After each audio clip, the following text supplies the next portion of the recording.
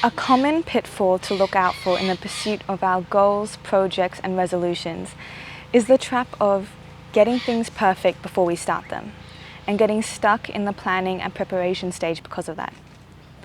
For example, someone could tell themselves that they will only and can only start painting after they've bought all the art supplies on their wish list.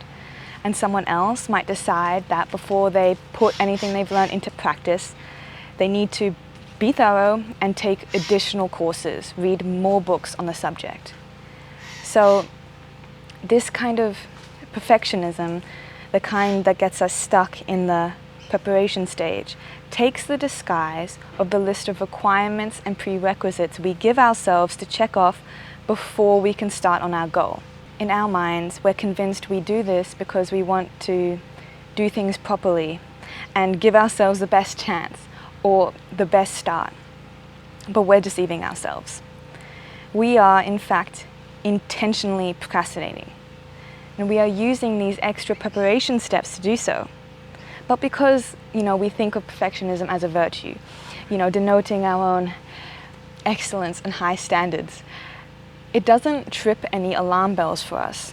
So we're blind to how it's just a covert form of our own procrastination.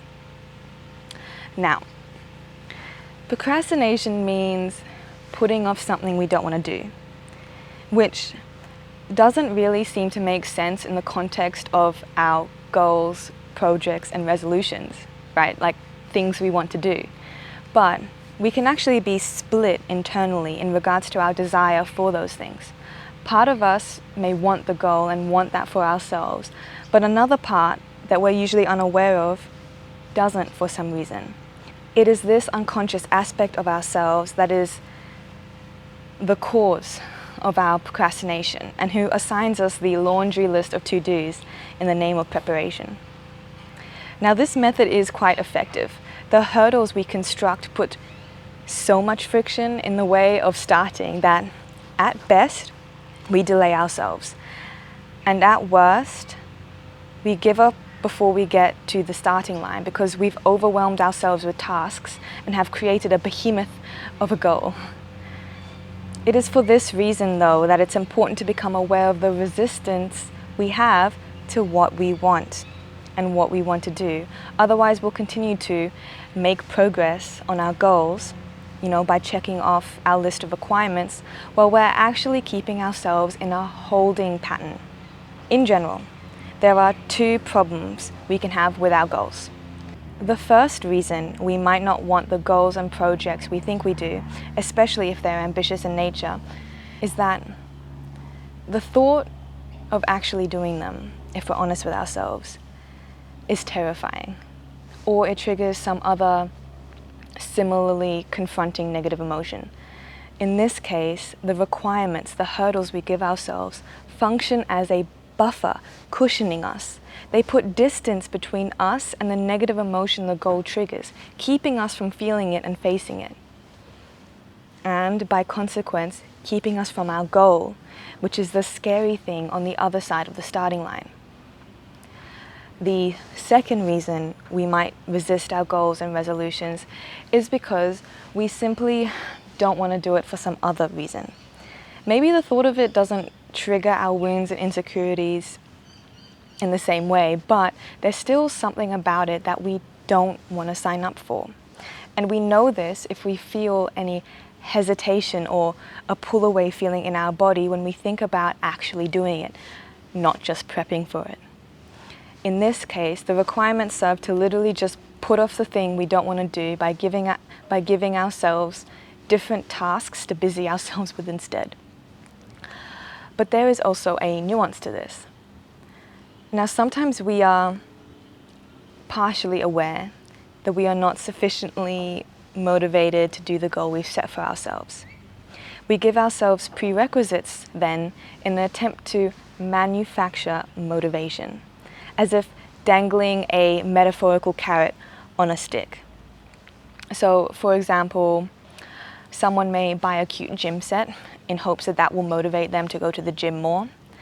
And someone else might book a cooking class hoping that it will get them to cook at home more frequently. These are usually counter efforts.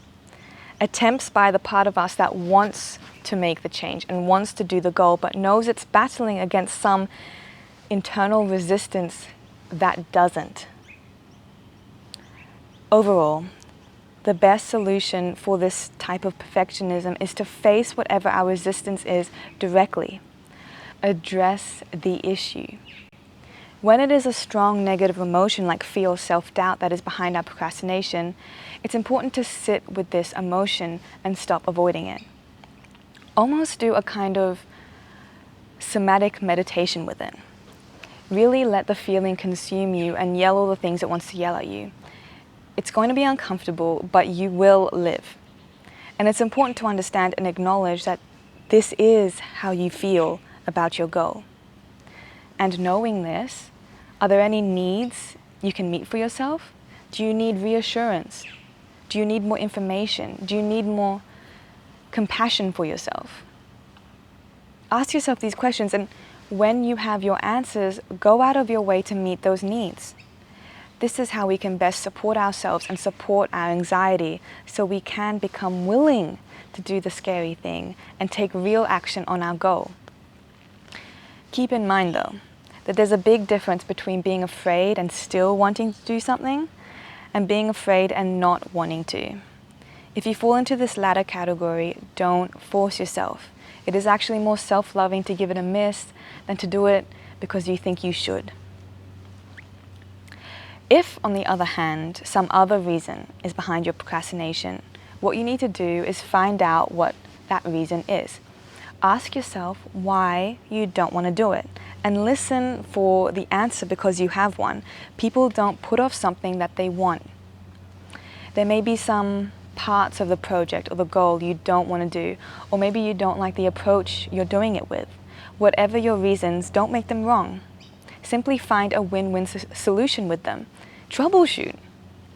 Ask yourself, how can I still pursue my goal while at the same time accommodate for this neglected need that's been revealed to me? A solution will, and often does, require some creativity. And you might have to change your vision and expectations a bit to accommodate for it, but you will be able to find a win-win solution that'll resolve the feeling of resistance within you. You'll know you'll have resolved the resistance when you feel a sensation of relief in your being. Then you'll find that you can move forward and take real action. There will be no more hurdles and no more procrastination. Having said that, there are times where the answer might actually be to abandon the goal altogether. Sometimes the truth your resistance holds reveals that the goal isn't actually in your best interest and isn't in alignment with you, or at least that it's not something you should concern yourself with right now. In that case, you need to honor that to stay in alignment. So, now that we've covered all that, the moral of the story is that no matter the why behind your resistance and procrastination, if you face it directly and troubleshoot it, you will be able to move forward and actually start on your goal. Because if you continue unconsciously creating hurdles for yourself, you'll likely give up before you begin, or at best, you will have delayed things unnecessarily. Remember that if you find yourself assigning prerequisites in the name of planning and preparation, that is a sign that you don't actually, or a part of you doesn't actually want to do the thing. Become aware of this, and you will get back control of your own life and pursuits, and will be able to accomplish your goals. I hope this video was helpful. See you again in the next one.